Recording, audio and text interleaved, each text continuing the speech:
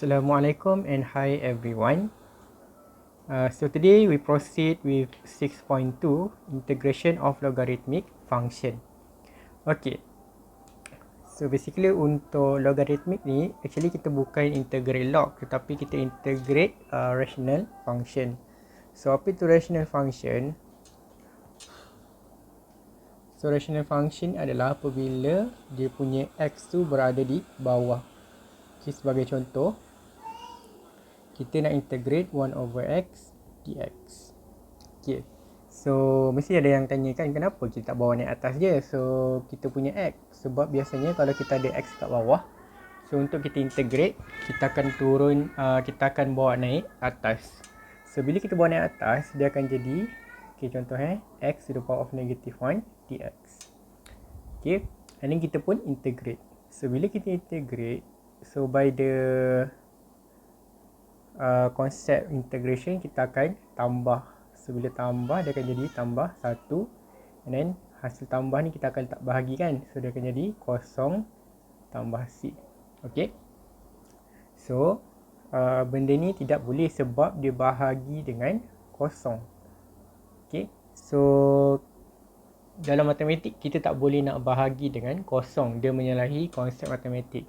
So sebab itulah kita tak boleh integrate secara biasa ataupun normal bila kita ada x dekat bawah. Okay. Tetapi condition dia adalah dia punya, okay, dengan syarat dia punya kuasa adalah 1. Okay. So bila dia kuasa 1, kita tak boleh nak integrate macam biasalah. Okay, dengan syarat dia adalah kuasa 1 ataupun dalam bentuk linear. Sebab apa? Kalau, okay, contohnya kalau kita ada 1 over x tapi x tu adalah kuasa 2. Okay, sebagai contoh So bila ramai student dia confused. So bila 1 over x squared, apa yang dia buat adalah dia kata okay, kalau 1 over x dia akan jadi kuasa 2. So apa yang dia buat, dia akan buat ln x kuasa 2 tambah c. Okay.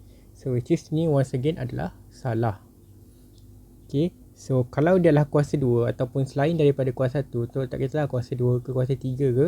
So kamu buat je lah macam biasa. Dia akan jadi 1 over x squared kan. So kamu kena bawa naik atas dulu. So naik atas dulu dia akan jadi x to the power of negative 2 dx.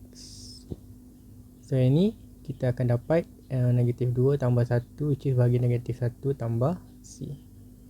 Dia akan jadi negatif 1 over x tambah c. Okay.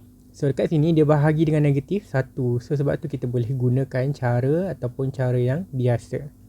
Okay. So once again jangan confuse antara 1 over x dengan 1 over x square ataupun 1 over x selain daripada kuasa 1. Okay. So benda ni ataupun ln ni dia hanya valid kalau dia punya x tu adalah kuasa 1. Okay. So itu adalah penerangan dia macam mana kita nak integrate kalau ada x kuasa tu dekat bawah. So dia akan dapat apa? So kita akan dapat ln, and then dia akan dapat x tambah c. Okay. Tetapi disebabkan kita melibatkan ln, so ln ni dia tak boleh negatif. So nak make sure yang ln tu adalah valid, so apa yang kita buat, kita akan letak modulus. Okay. Sebab kita tak tahu nilai x ni, kita tak tahu sama ada dia adalah positif ataupun negatif. So sebab itulah kita letak modulus. Okay. So kita akan dapat ln x tambah c. Okay. So macam mana pula kalau dia ada function, okay, contohnya ax plus b dx.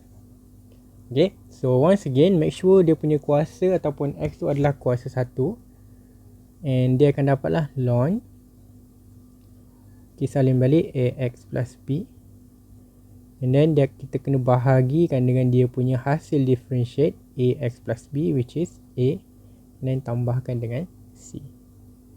Okay. So jangan lupa letak modulus. So ini adalah dia punya konsep ataupun macam mana kita nak integrate rational function. Okay. And then kalau lebih complicated, kita boleh gunakan integration by substitution. Okay, so itulah serba sedikit macam mana kita nak integrate rational function. Okay, sekarang kita pergi kepada soalan tutorial. Okay, so untuk soalan tutorial, okay, so rasanya untuk soalan nombor 1 ni tak ada masalah. Okay, cumanya kalau yang ada kuasa 2 ni, you kena expand dahulu. Okay, so kalau kita, okay, contohnya macam ni kan, soalan B. So kalau kita try soalan B, kita integrate 2, 3 tolak 4x kuasa dx. Okay, so kita boleh buat keluar 2. So dia akan jadi 1 over 3 tolak 4x dx.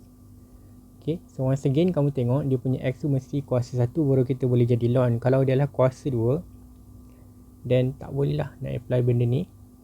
So kita akan dapat okay, 2 ln salin balik bahagi dengan hasil differentiate dia negatif 4. So ini boleh darabkan, so dia akan jadi negatif 2. So negatif ln 3 tolak 4x bahagi dengan negatif 2. Okay, so lagi sekali, negatif tadi. So lagi sekali, negatif dekat luar ln dibolehkan. Dia tak boleh kalau nilai dia adalah, nilai yang dekat dalam ni adalah negatif. Okay, so sebab tu kita letak modulus. Kalau ln dekat luar ni tak ada masalah. Okay, sebab negatif ln still lagi valid. Okay, so untuk soalan 2, 3 adalah substitution. So kita akan go to the next video.